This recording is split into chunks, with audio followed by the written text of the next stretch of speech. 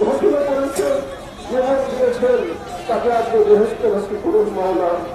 আল্লাহ, বাংলাদেশের সাবেক তিনবারের প্রধানমন্ত্রী সংগ্রামী মা আপসহীন দেশনেত্রী বেগম খালেদা জিয়াকে আপনি আপনার ডাকে সারা দিয়ে পরকালে চলে গিয়েছেন, তাকে আপনি বেহেশতবাসী করুন।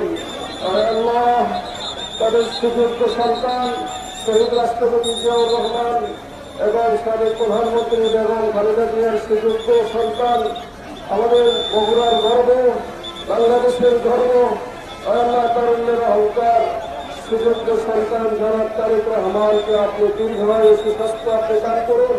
আয় মাহবুব মাওলা, এই বাংলাদেশ তাকিয়ে আছে শহীদ রাষ্ট্রপতি এবং বেগম খালেদা জিয়ার সম্পূর্ণ কাজকে সম্পূর্ণ হওয়ার জন্য। আল্লাহ, তার জন্য প্রয়োজন জনাব তারেক রহমানকে আপনি প্রধানমন্ত্রী হিসেবে আমরা আমাদের বাংলাদেশের জন্য কবুল করুন মাওলা।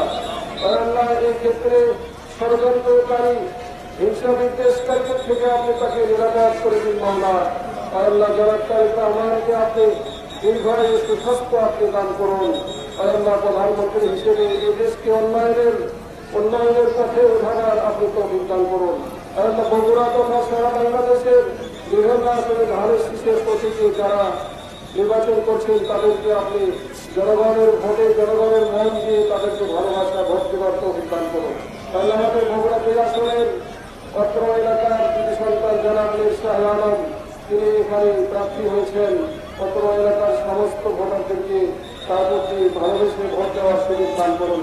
তবে বগুড়া জেলার 7টি আসনে যেন আমাদের শহীদ রাষ্ট্রপতি বেগম খালেদা জিয়ার উত্তরস্বরী সুযোগ্য সন্তান জনাব তারেক রহমানের আসনে কবল হয়ে যায়। আর আল্লাহ, আমরা 17 বছর ধরে দোয়া করছি। আর আল্লাহ, 17 বছরের মহাস্থান মাদার মসজিদে সেই দোয়ার কাঙ্ক্ষিত আমাদের মহান ব্যক্তিত্ব জনাব তারেক রহমানকে আজকে আমরা চাষে পেয়েছি মাওলা। আমরা তাকে বল থেকে ভালোবাসি। আমরা তার উপরে অনেক নির্যাতন জরুর হয়েছে। আল্লাহ, আপনি তাকে সম্মান দিয়েছেন, সম্মানের জায়গায় আপনি কবল করে দিন মাওলা। আমিন আমিন।